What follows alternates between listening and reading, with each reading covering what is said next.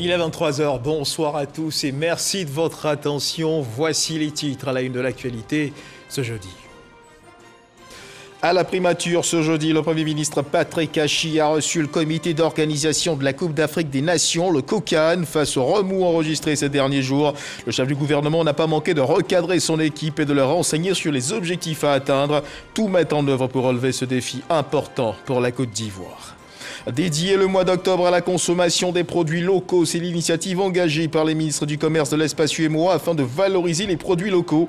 Et c'est la ville de Bouaké qui a été choisie par le ministre du Commerce et de l'Industrie, Souleymane Diarra pour le lancement de ce mois. On en parle avec Kader Sogodogo, notre reporter. L'incompatibilité avec la fonction de député. Le sujet fait débat en ce moment. Les députés en situation d'incompatibilité doivent choisir entre la fonction parlementaire et la fonction non élective. Qui sont ces élus concernés par cette mesure? Que dit la loi sur l'incompatibilité? À suivre le dossier dans cette édition proposée par Konaté Moussa. Voilà pour l'essentiel. Oui, bonsoir à tous et merci de nous rejoindre. Le Premier ministre Patrick Achi, nous le disions à l'instant dans les titres, a eu ce jeudi à la primature une série de rencontres et d'audiences. La première avec les acteurs du secteur de l'anacarde, puis du monde de la pharmacie. Le pays abrite depuis ce matin la 21e édition du Forum pharmaceutique international. On retrouve Alexis Ouedraogo. Ce jeudi à la primature, un agenda bien rempli pour le chef du gouvernement. Dans le cadre de ces déjeuners périodiques avec les acteurs clés de l'économie, la filière Anarcade était invitée pour des échanges directs, une démarche appréciée. Nous avons parcouru de long en large tous les aspects, nous avons fait l'état des lieux et nous nous sommes compris. Nous nous sommes parlé franchement et nous avons vu la ferme volonté de l'État de Côte d'Ivoire à travers le Premier ministre qui s'engage auprès des acteurs. Nous quittons là pas seulement l'espoir, avec un enthousiasme qui nous a remotivés. Parce que là, il arrive des moments où en fait, on finit par douter un peu des discours politiques. On dit, ah oui, bon, c'est stratégique, ah oui, c'est cela, mais bon, oui, il y a des initiatives qu'on peut voir, mais bon, qui ne donnent pas les résultats attendus.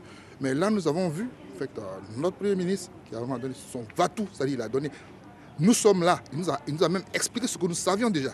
Okay? Ce n'est pas en fait, ce n'est pas de la philanthropie que l'État aide le secteur privé. L'État aide le secteur privé pour que passer son chiffre d'affaires de l'État généré par le secteur privé et la population. Voilà. Donc c'est important que nous sommes partenaires en réalité. À leur suite, autre audience, celle avec Tridem Pharma. Le groupe renforce son positionnement dans le pays avec un investissement de 50 milliards de francs CFA pour la mise sur pied d'une usine de production devant susciter à terme quelques 400 emplois. Avec ce projet, non seulement nous allons renforcer les capacités de production pharmaceutique de la Côte d'Ivoire, mais également les capacités de distribution et faire de la Côte d'Ivoire un véritable acteur de la distribution pharmaceutique, mais également de l'exportation de médicaments. Une nouvelle saluée par l'Ordre des pharmaciens venu présenter au chef du gouvernement le déroulé de la 21e édition du Forum pharmaceutique international qui se tient à Abidjan. Nos pays produisent moins de 10% de nos besoins en médicaments, ce n'est pas normal. On estime que 60 ans après les indépendances, après avoir formé autant de personnes de qualité dans le domaine, il est important maintenant qu'on oriente la vision vers la production locale et la production qui concerne autant bien les molécules classiques, les médicaments classiques qui sont connus, mais aussi les médicaments qui sont issus de la pharmacopée traditionnelle africaine. Et le pays chérit l'ambition d'être le hub de la sous-région avec un marché de plus de 300 millions de consommateurs et un environnement industriel fiable et durable. Et on reste dans les parvis de la primature. Le chef du gouvernement, Patrick Achi, a reçu le comité d'organisation de la Coupe d'Afrique des Nations, le COCAN. Face aux remous enregistrés ces derniers jours, le chef du gouvernement n'a pas manqué de recadrer son équipe et de les renseigner sur les objectifs à atteindre. Il faut tout mettre en œuvre pour réussir ce défi important pour la Côte d'Ivoire. On retrouve Alexis Ouedraogo. Dernière rencontre de cette journée, celle du Premier ministre avec le comité d'organisation de la Coupe d'Afrique des Nations, venu présenter sa nouvelle mouture. L'occasion pour Patrick Achi de recadrer l'équipe face aux différends affichés ces derniers jours. Ce n'est pas tolérable et ce n'est pas acceptable que l'on puisse assister à de pareils comportements qui ternissent l'image du pays et sa crédibilité. Donc je voudrais saisir cette opportunité pour dire à mes deux ministres que je ne pourrais pas, en tant que Premier ministre, accepter que ce genre de comportement à nouveau se répète.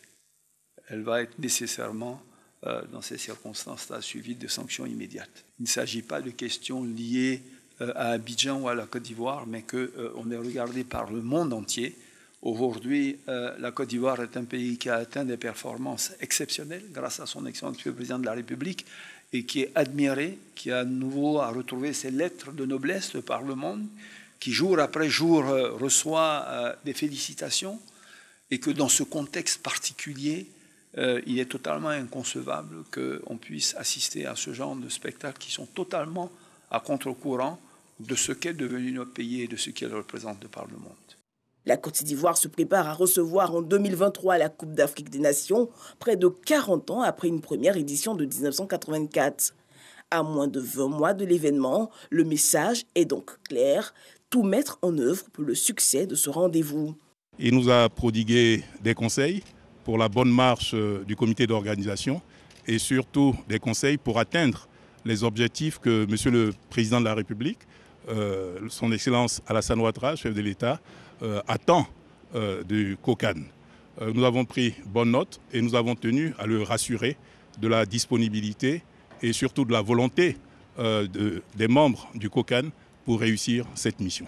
La Côte d'Ivoire, rassemblée avec toutes les compétences qui ont été présentées au COCAN, s'engage à offrir au monde et à l'Afrique une des meilleures cannes qu'elle aura connues. La Côte d'Ivoire, terre d'hospitalité, accueillera l'Afrique et les Ivoiriens ensemble, soudés dans le COCAN, montreront que la Côte d'Ivoire est la terre de la vraie fraternité. L'heure est donc à la tâche, relever les défis de l'organisation avec une équipe solidaire pour faire flotter bien haut le drapeau ivoirien. Et voilà qui rassure pour la réussite de cet événement. Dans 6 mois, un bâtiment de 20 étages sortira bientôt de terre. Il sera construit en plein cœur de la commune du Plateau. Baptisé l'immeuble du Planteur, la signature du contrat de bail en vue de sa construction a eu lieu ce jeudi en présence des ministres d'État, ministre de l'Agriculture et du Développement rural. Signature de convention faite entre le président de la Chambre nationale d'agriculture et les responsables de la société en charge de la construction de cet immeuble qui devrait abriter les locaux de fêtières agricoles, mais également 20 000 mètres carrés de bureaux commerciaux. Jean-Luc Bambo. Plateau, avenue Lamblin. C'est ici, à la place de ce bâtiment qui abrite les locaux de la Chambre nationale d'agriculture, que sera érigée la maison du Planteur. Une tour de 20 étages en face de la grande mosquée du Plateau. Son contrat de bail à construction a été signé ce jour par visioconférence, fruit d'un partenariat entre la Chambre nationale d'agriculture et un opérateur privé marocain. C'est le fruit de longs mois de travail, malgré la conjoncture compliquée, celle du Covid, qui a ralenti énormément d'énergie par rapport au contexte mondial. Mais ça n'a pas ralenti notre engagement par rapport à ce projet, parce qu'on pense réellement que c'est une opportunité pour nous tous de développer quelque chose d'unique pour le ministère de l'Agriculture et la Chambre d'agriculture en Côte d'Ivoire. 20 716 mètres carrés. La maison du Planteur a pour vocation de redorer le blason de la profession agricole. Le futur immeuble va redonner à la profession agricole sa fierté et sa dignité, tout comme à notre pays, la Côte d'Ivoire, dont l'économie repose sur l'agriculture. Cet édifice aussi sera une source pérenne de ressources financières qui permettra à la Chambre d'agriculture d'assumer pleinement ses missions auprès de nos agriculteurs. Les travaux de cet ouvrage devraient débuter dans 6 mois pour durer 24 mois. La maison du Planteur coûtera 34 millions d'euros, soit 22 milliards de francs CFA.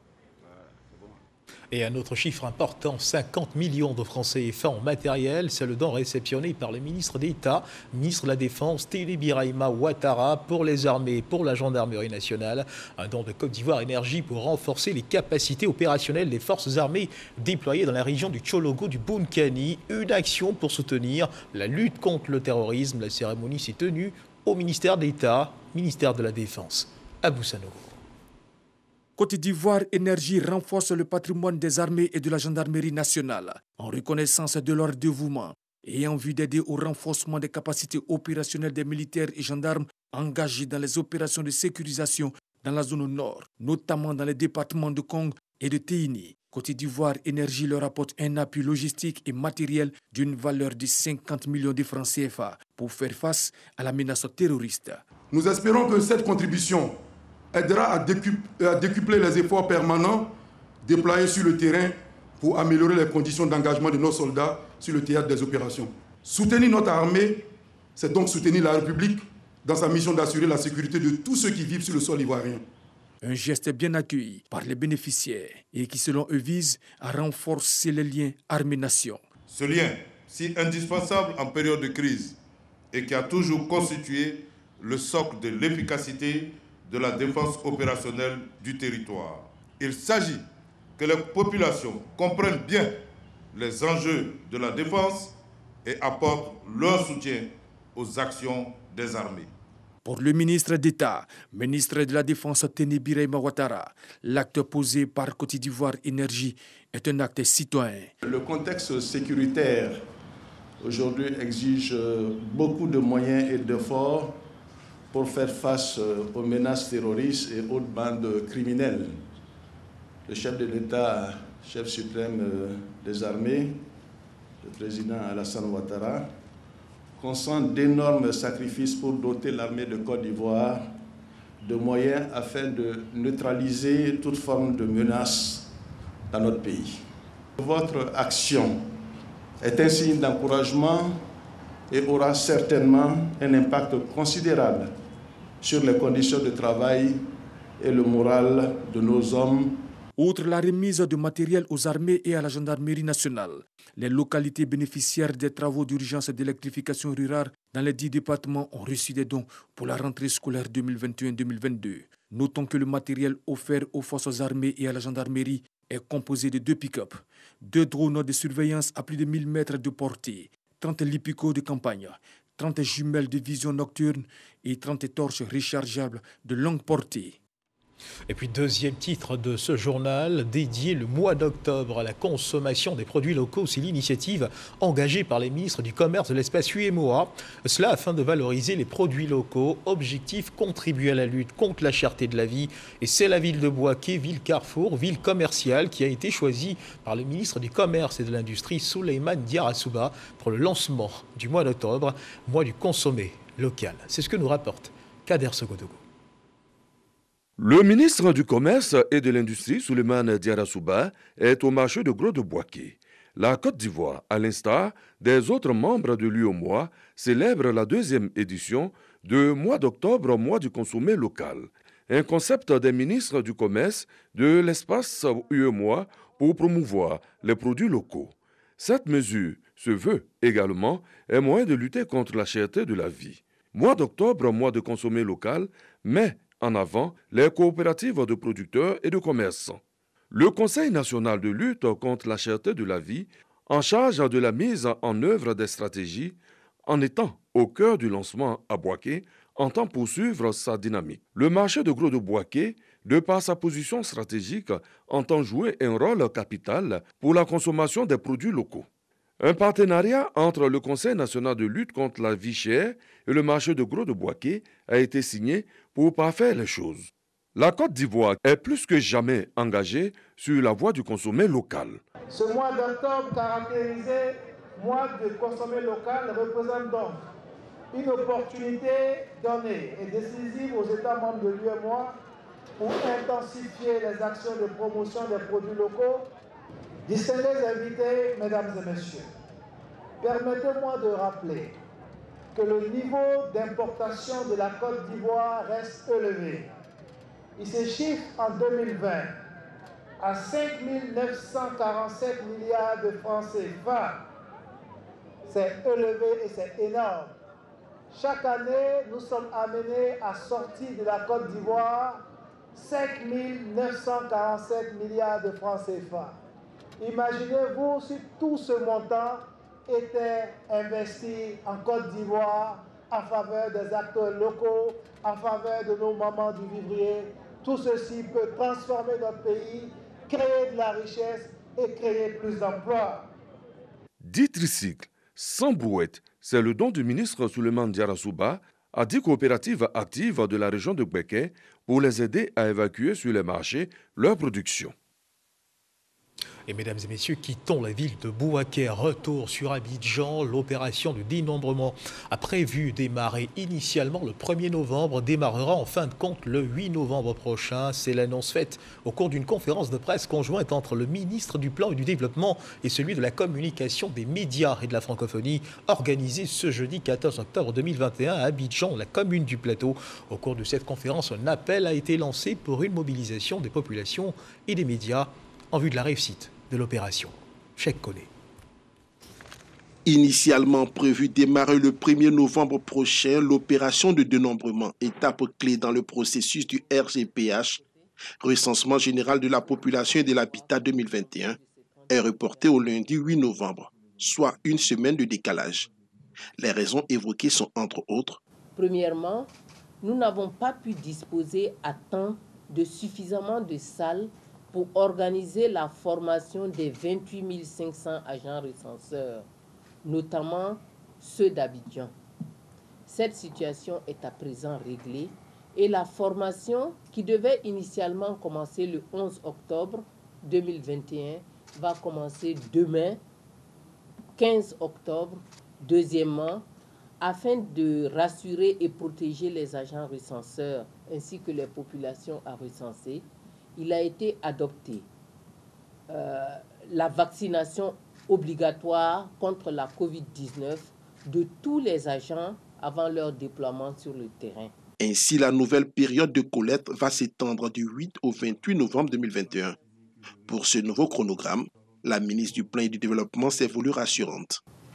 Toutes les dispositions matérielles, humaines et financières sont prises pour que ces nouveaux délais soient tenus. Les activités techniques seront encadrées par des activités de communication qui débuteront à partir du 15 octobre 2021.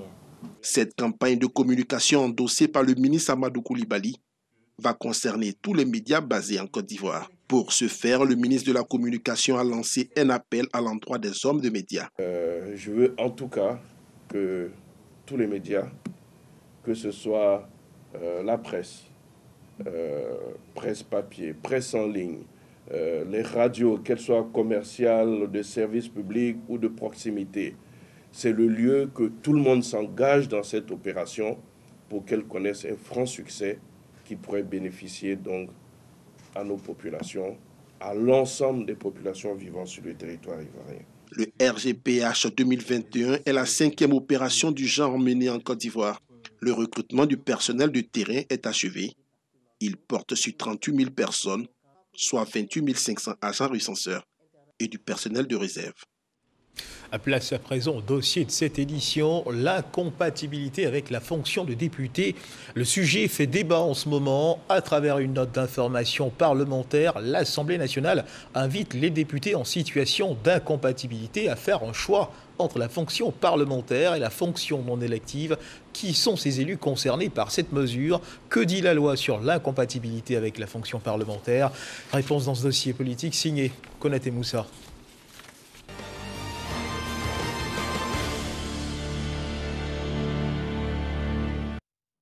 Monsieur le Président de l'Assemblée nationale invite-t-il, mesdames et messieurs les députés concernés par les dispositions légales sur les incompatibilités, à bien vouloir se conformer à la loi en lui adressant sans délai une déclaration d'empêchement à l'exercice du mandat de député.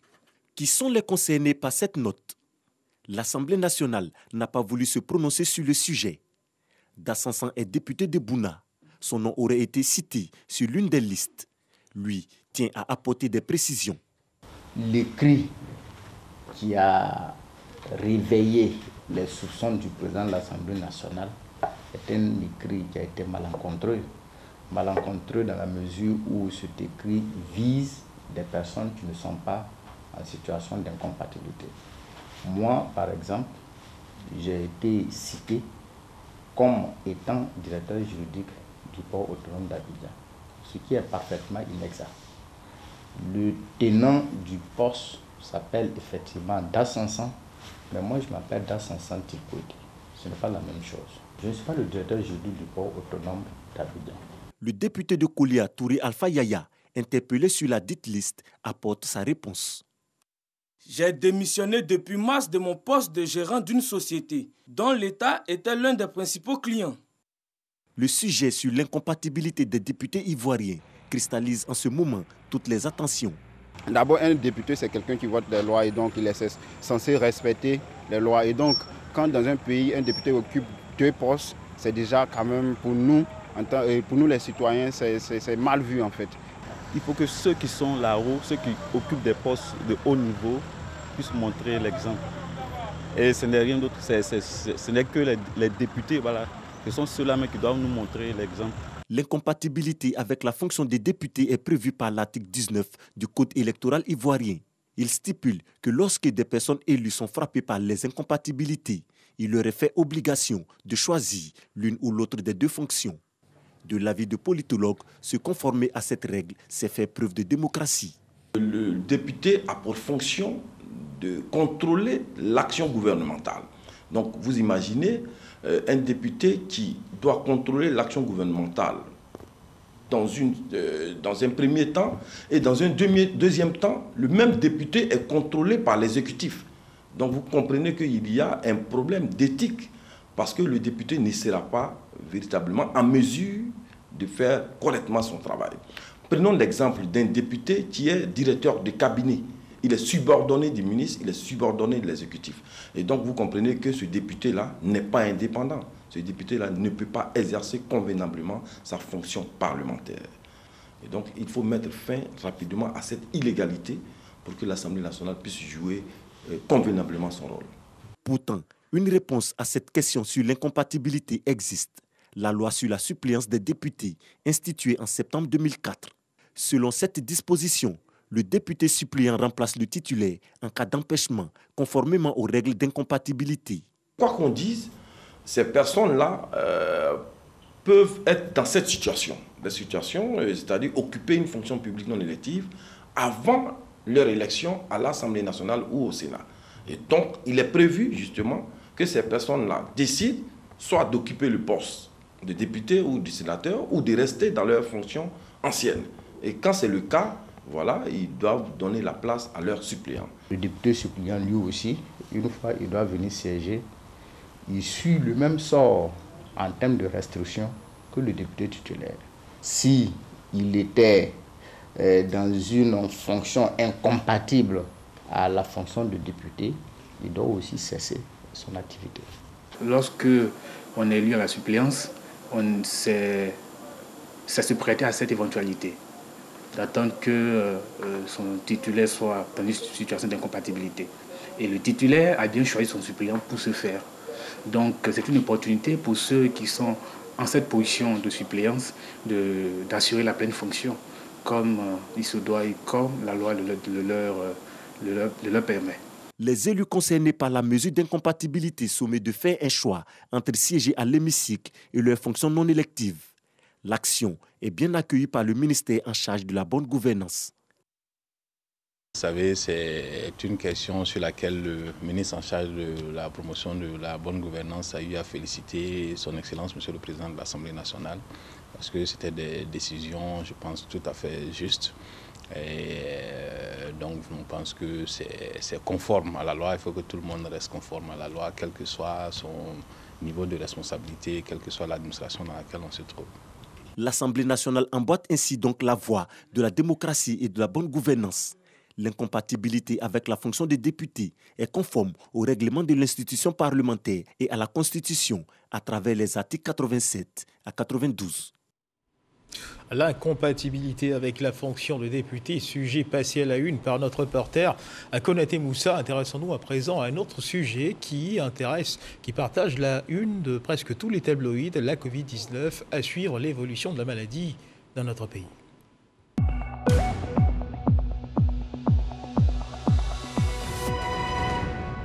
Le ministère de la Santé, de l'Hygiène publique et de la couverture maladie universelle a enregistré ce jeudi, 14 octobre 2021, 40 nouveaux cas de Covid-19 sur 2932 échantillons prélevés, soit 1,4% de cas positifs, 88 guéris et 1 décès. À la date donc du 14 octobre 2021, la Côte d'Ivoire, notre pays, compte donc 60 942 cas confirmés, dont 59 219 personnes guéries, 673 décès et 1050 cas actifs. Le nombre total d'échantillons est de 1 053 181. Le 13 octobre, 51 726 doses de vaccins ont été administrées, soit un total de 2 778 764 doses du 1er mars au 13 octobre. Le ministre de la Santé, de l'Hygiène publique, de la couverture maladie universelle, rappelons-le, invite toutes les personnes de plus de 18 ans à se faire vacciner dans les centres de vaccination. La vaccination contre la Covid-19 qui, rappelons-le, reste gratuite et volontaire.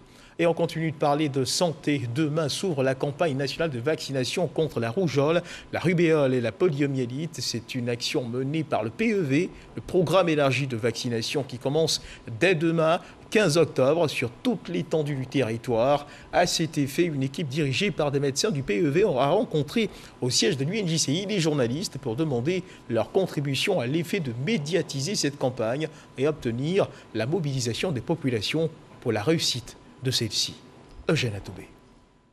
La contribution des médias encore sollicitée pour la réussite de la campagne nationale de vaccination contre la rougeole, la rubéole et la poliomyélite. Une équipe du PEV, programme élargi de vaccination, explique aux professionnels des médias et aux journalistes l'enjeu de cette campagne et ce que le programme attend des médias en termes de production télé, radio et presse. Objectif, donner un large cours au déroulement de cette campagne. On considère les journalistes comme ceux-là même qui doivent seulement relayer. Si on est mieux imprégné, si on est mieux impliqué, on peut mieux relayer, on peut plus efficace au niveau du battage médiatique autour de cette campagne-là. Dans la stratégie d'approche, dans la stratégie de communication, il faut intégrer les journalistes et les moyens doivent suivre. Le programme élargi de vaccination indique qu'il s'agit d'une campagne de suivi et les cibles les enfants de 9 mois à 5 ans. Ce sont près de 6 300 000 enfants vaccinés pour la rubéole rougeole et environ 1 525 000 pour la poliomyélite.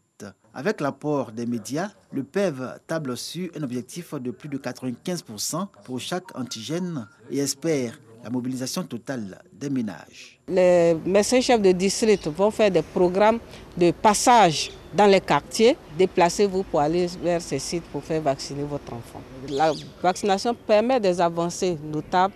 Faisons confiance à la vaccination et faisons vacciner nos enfants. Ne vous fiez pas aux rumeurs, aux tabous, qui n'ont pas de base scientifique. La campagne nationale de suivi de la vaccination contre la rougeole rubéole, intégrée à la vaccination de rattrapage contre la poliomyélite, va se dérouler dès demain, 15 octobre, jusqu'au 20 octobre prochain. Sa finalité, contribuer à l'élimination de la rougeole et de la rubéole et permettre à la Côte d'Ivoire de maintenir son statut de pays libre de poliomyélite. Un reportage de Eugène Atoubé et parlons justement de vaccination au journal de 20h ce soir. Le professeur Anikez Lepriaka, coordonnateur de la campagne, répondait aux questions de Kolo Coulibaly portant sur cette campagne de vaccination élargie contre la rougeole, la rubéole et la poliomyélite. Je vous propose de suivre d'ailleurs un extrait de leurs échanges. Rougeole, parce que nous avons connu des flambées épidémiques de rougeole, 41 flambées pour l'année 2021. Rubéole, parce que cette maladie continue d'être une préoccupation pour le pays. Et enfin, polio, parce que nous voulons nous mettre à l'abri de tout ce qui est circulation du poliovirus en Côte d'Ivoire. Alors, 2 vaccins. Le premier, il est combiné, rougeole, rubéole. Ils sont concernés environ 6 248 567 enfants de 9 mois à 59 mois. Et le second vaccin, c'est le vaccin polio inactivé, qui concerne, lui, 1 522 220 enfants de 3 à 4 ans. Tous les enfants de cette tranche d'âge-là sont concernés pour la rougeole, quel que soit leur statut. On leur offre l'occasion de renforcer leur immunité. Par contre, pour le second vaccin, c'est bien ciblé, c'est l'enfant de 3 ans à 4 ans. Vous parlez du second vaccin, vous parlez du vaccin contre antipoliomyélitique injectable, inactivé. On a 2 types de vaccins. Il y a le vaccin polio oral, qu'on a dans le PEV de routine, la vaccination de routine, et on a le vaccin injectable qui se fait à 14 semaines. Entre 2017 et 2018, il y a une rupture mondiale de ce vaccin, et certains enfants de Côte d'Ivoire n'ont pas reçu ce vaccin-là. C'est pour ça qu'on parle de campagne de rattrapage. Donc c'est 16 enfants qui ont 3 à 4 ans qui vont être rattrapés au cours de cette campagne. Pas tous. Voilà. Les enfants à jour qui ont déjà reçu le vaccin antipoliomyélitique injectable inactivé n'auront pas forcément à avoir ce vaccin-là. Par contre, pour la rougeole et la rubéole, c'est tous les enfants, quel que soit les statuts, de 9 mois à 59 mois. Et c'est gratuit? C'est complètement gratuit. On va vous délivrer une carte de vaccination. Ce n'est pas comme la polio, on passe dans tous les ménages. Les enfants, les parents vont aller vers les postes de vaccination, dans les centres de santé, dans les marchés, dans tous les endroits qui ont été identifiés pour pouvoir recevoir les doses de vaccins. Et autre point de l'actualité, le ministre-gouverneur de la région du Godjibois, Louis-André Dacory-Tablé, après sa nomination en juin dernier, a été présenté aux populations de cette région. Il s'est saisi de l'occasion pour solliciter leur soutien pour la réussite de sa mission. Mahama Traoré. Dans mon village, il n'y a même pas d'école, il n'y a qu'une école seulement. On a besoin des écoles, des dispensaires surtout. Qu'ils fassent un effort pour qu'on puisse avoir le goudron. Parce que de nos jours, pour se déplacer, on a des problèmes. À Gagnoa, comme dans les autres localités de la région du Gor, la soif de développement est grande. Et c'est un fils de la région qui a été mandaté par le chef de l'État pour conduire les populations à la source du bien-être. Nommé en juin dernier comme ministre-gouverneur du district autonome du Godjibois, Louis-André Dacory-Tablé entame sa prise de contact avec ses administrés. Ce jeudi, à Gagnoa, chef-lieu de district, les populations, par la voix des chefs élus et cadres, ont transmis leur soutien aux porteurs de cette mission de développement. Monsieur le ministre-gouverneur, parce qu'il s'agit du développement de nos villages, de nos communes et de nos villes, nous prenons l'engagement devant cette auguste assemblée de vous accompagner, d'être à vos côtés. Nos parents ont besoin que leurs enfants aillent à l'école. Et quand ils ont fini l'école, nos parents veulent que leurs enfants travaillent. Le travail que vous avez à faire, c'est d'apporter le bonheur à nos parents.